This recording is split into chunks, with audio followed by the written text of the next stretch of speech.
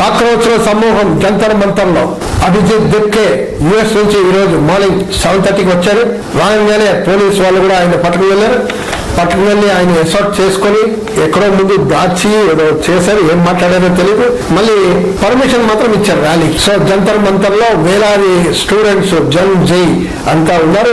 సోనం వాంగ్చుక్ కూడా అక్కడ ప్రవేశించారు. వీళ్ళంతా ఏమంటే ఎడ్యుకేషన్ మినిస్టర్ ధర్మేంద్ర ప్రధాన్ రాజీనామా చేయాలి అని డిమాండ్ చేస్తున్నారు. ఎందుకంటే మనం చూస్తున్నాం ఈ నీట్ పరీక్షలు కానీ సిబిఎస్ఈ కానీ ఇలా చాలా పరీక్షల్లో లీక్ చేసి పేపర్ లీక్ అయ్యి సిస్టమ్ ఫెయిల్యూర్ చేసి చాలా మంది కొంతమంది చనిపోయి కూడా ప్రాణాలు కూడా అనిపించారు. కాక్రోచ్ జనతా పార్టీ ఎట్లా ఫామ్ అయింది ఇవన్నీ నా పాత వీడియోలో ఉంది. లింక్ డిస్క్రిప్షన్ లో పెట్టాం. అది ఆన్లైన్ లో సటారికల్ గా కామెడీగా విట్టీగా అనేది ఫామ్ అయింది. ఇప్పుడు అది రియల్ గా ఓ షేప్ మూవ్మెంట్ షేప్ లో కూడా వచ్చింది కనబడుతుంది. ఈ రోజు వేలాది మంది మనం జంతర్ మంతర్ లో రావడం. సో వీళ్ళ డిమాండ్ పోస్టులను డిలీట్ చేయొచ్చు, మా ఇన్స్టాగ్రామ్ డిలీట్ చేస్తారు, వెబ్సైట్ లో డిలీట్ చేస్తారు, మా ట్విట్టర్ అకౌంట్ డిలీట్ చేస్తారు, ఓకే, కానీ మమ్మల్ని డిలీట్ చేయలేరు అనేది అభిజిత్ దిప్కే ఎవరైతే ప్రధానంగా ఈ ఫామ్ చేశాడో కాక్రోచ్ జనతా పార్టీ అనే పేరు మీద ఏదైతే ట్విట్టర్ ఫామ్ చేశాడో ఈ మూవ్మెంట్ ని లీడ్ చేస్తున్నాడో ఆయన చెప్తున్నాడు.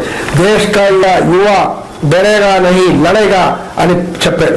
వేలాది యూత్ ఈరోజు నినాదాలు ఇస్తున్నారు. పెద్ద ఎత్తున డ్రమ్స్, డప్పులు, సాంగ్స్, స్లోగన్స్ ఇవన్నీ మనం కనబడుతున్నాయి.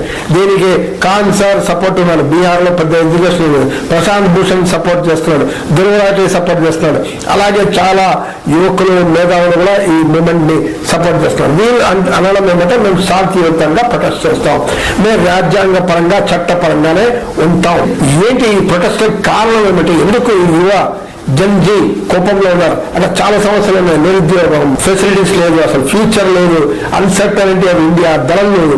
ఇవన్నీ ఈ బ్యాక్గ్రౌండ్ లో కష్టపడి ప్రిపేర్ చేసి స్ట్రెస్, యాంగ్జైటీ అవన్నీ అయి చూస్తే ఎగ్జామ్ రాస్తే ఆ future system political failure, system failure తోనే మొత్తం హైజాక్ అయిపోతుంది వాళ్ళ ఫ్యూచర్. మన నీట్ పర్సన్ చూసాం, national eligibility entrance test medical students all India paper leak.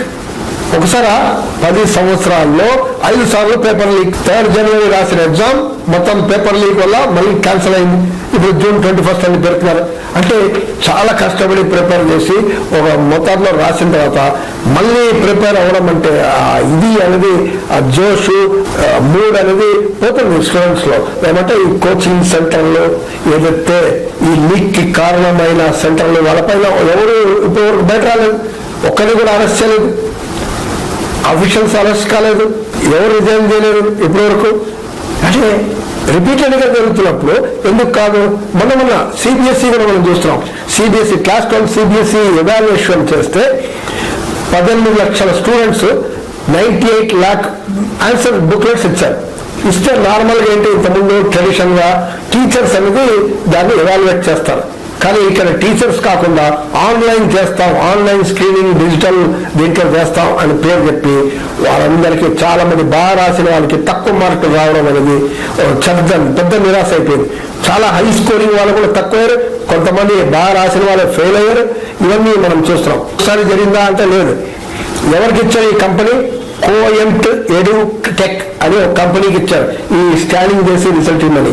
అది యాక్చువల్లీ ఆ కంపెనీ ఒరిజినల్ కంపెనీ గ్లోబరైనా టెక్. ఆ గ్లోబరైనా టెక్ ఇంతకుముందు ఇలాంటిదే ఫెయిల్యూర్ అయితే అది దాన్ని అసలు బ్లాక్ లిస్ట్ చేశారు. బ్లాక్ లిస్ట్ చేస్తే ఆ కంపెనీ పేరుని మార్చి కోయంట్ ఎడ్యుటెక్ అనే పేరు మీద వచ్చి మళ్ళీ కండక్ట్ చేశారు. మళ్ళీ పేపర్ లీక్, మళ్ళీ ఎవాల్యుయేషన్ ప్రాబ్లమ్స్ ఇవన్నీ. అంటే పేరు మారిస్తే వాళ్ళకే ఇస్తారా కాంటాక్ట్? ఎంత దారుణం. యూపీలో చూస్తున్నాం మనం, వరుసగా చూస్తే యూపీలో చాలా పోలీస్ ఎగ్జామినేషన్స్ చాలా ప్రాబ్లమ్ లీక్ అయ్యి చాలా ప్రాబ్లమ్స్ వచ్చాయి.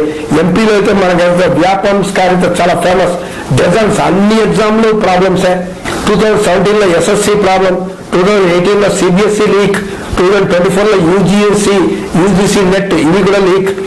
అంటే ఈ నేషనల్ టెస్టింగ్ ఏజెన్సీ ఫిజికల్ గా చేయాల్సిన పనిని అవుట్ సోర్స్ చేసి ప్రైవేట్ కంపెనీ ప్రింటింగ్ ప్రెస్ లో ఇవ్వడం వల్ల ఆ లీక్ అయి ఇప్పటి వరకు ఇలా జరుగుతున్న ఎవరో బాధ్యత వహించాలి కదా అని స్టూడెంట్స్ అంటున్నారు, అపోజిషన్ పార్టీస్ కూడా అంటున్నారు. ఎవరు ఇప్పటి వరకు అరెస్ట్ కాలేదు.